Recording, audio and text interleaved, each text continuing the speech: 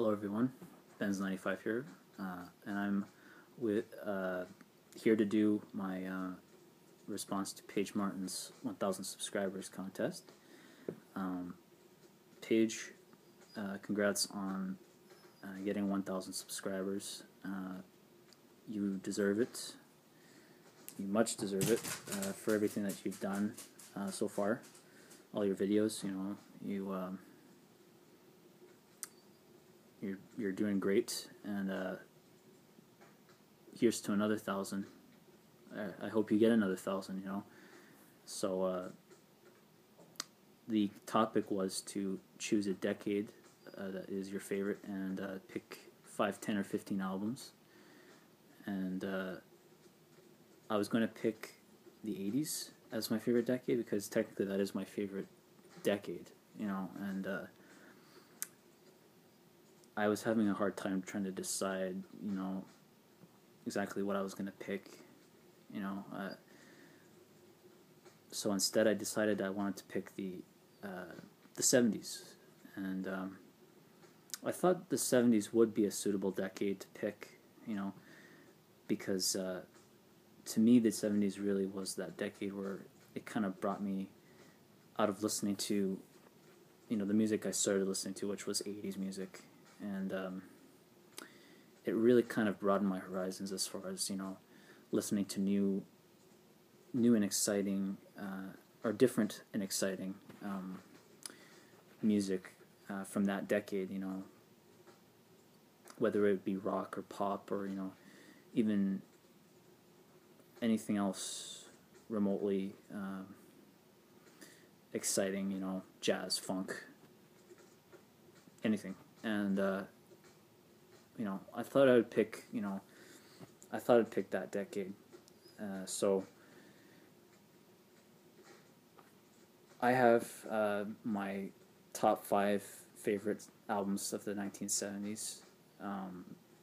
These are the ones that I listened to, the most, pretty much, And yeah, so let's begin. First one I have is Gary Numan, Pleasure Principle, and this was released in 1979. So it's basically at the tail end of the 1970s. So this is like the first album that gave way to well, technically it didn't give way to new wave and synth pop. It was really kind of one of the early new wave synth pop records of the time. And yeah, there's not a single song on this album that is just weak, like this is the one that features the hit song Cars, and it also features some other really good songs like Complex and Conversation. But yeah, like this is just such a great album from beginning to end, and yeah, I enjoy listening to it a lot.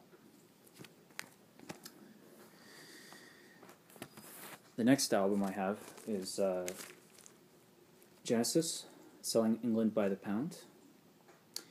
And again, this is, definitely one of the finest progressive rock albums, and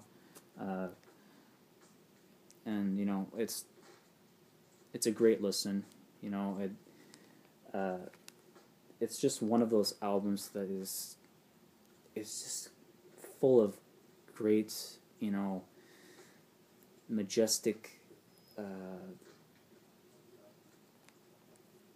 don't know, like it's just so open with great arrangements and great playing from all 5 members of the time, Peter Gabriel, Phil Collins, Steve Hackett, Tony Banks, and Mike Rutherford. They really all put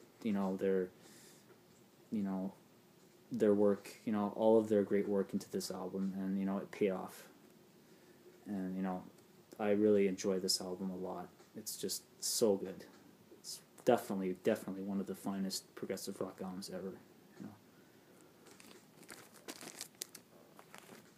And then next, I have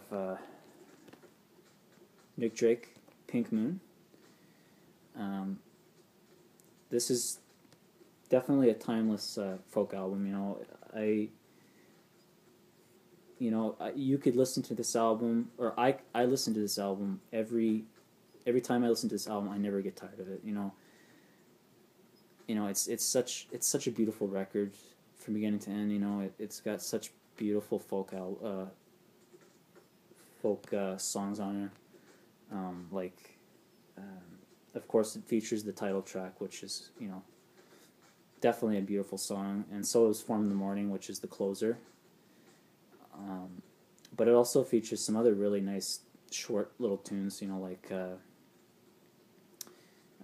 "Road," and which has got some really good. It's got some very good finger picking, guitar finger picking on it, which I really admire of this song. And also, it's another really good song is "Things Behind the Sun." And yeah, I mean, technically there really is no favorite song from this album. They're all really good, but if I had to choose one that I like the most out of all of them, it's "Road." So yeah, it's just such a great album. Very short and very short and very simple. It's just a very short and simple record. That's all I can say. It's just such a timeless folk album.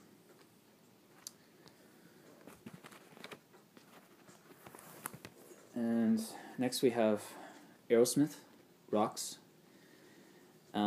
This is just one of the best hard rock albums of the 1970s. I mean, there are several great rock albums, hard rock albums that came out in the 1970s, but this is the one that really is just like incredible, because what they were doing, what Toys in the Attic was, what Aerosmith was doing with Toys in the Attic,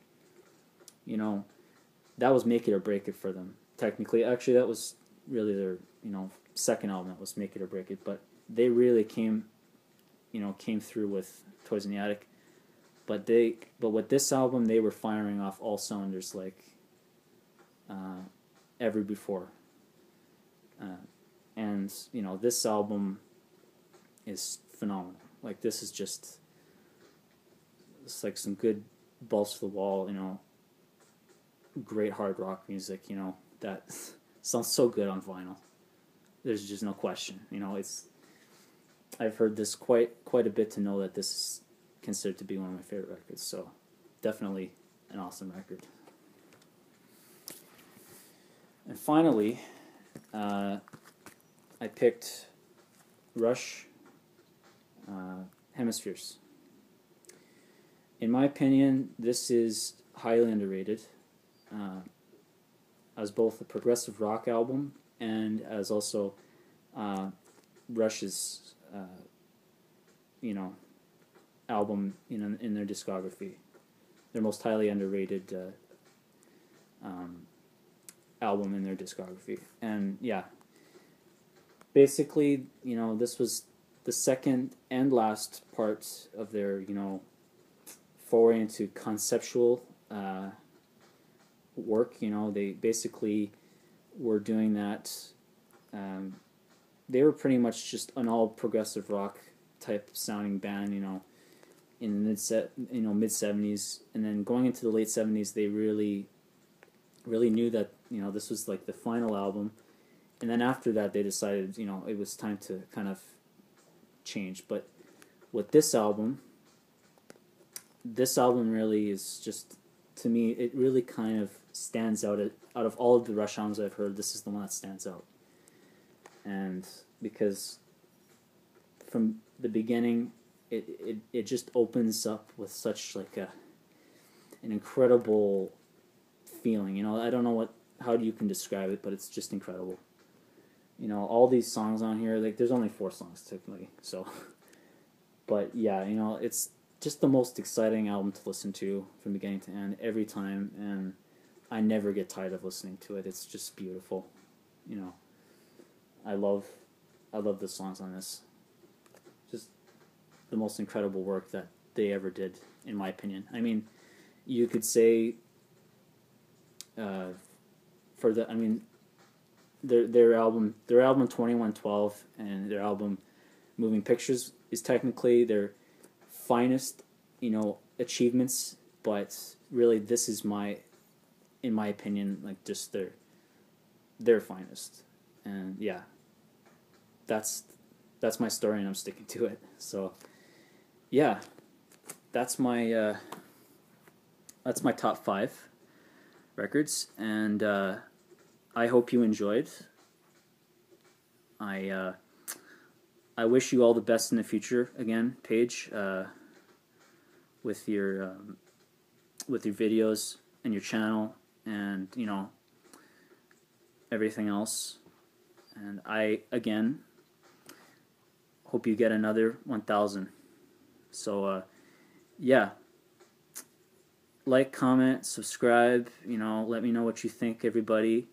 I'll be back with another video sometime, probably, maybe next week, maybe this week. I don't know. But yeah, when it's up, it's up, and just check it out when you have the chance. So I'll see you later, and take care, everyone.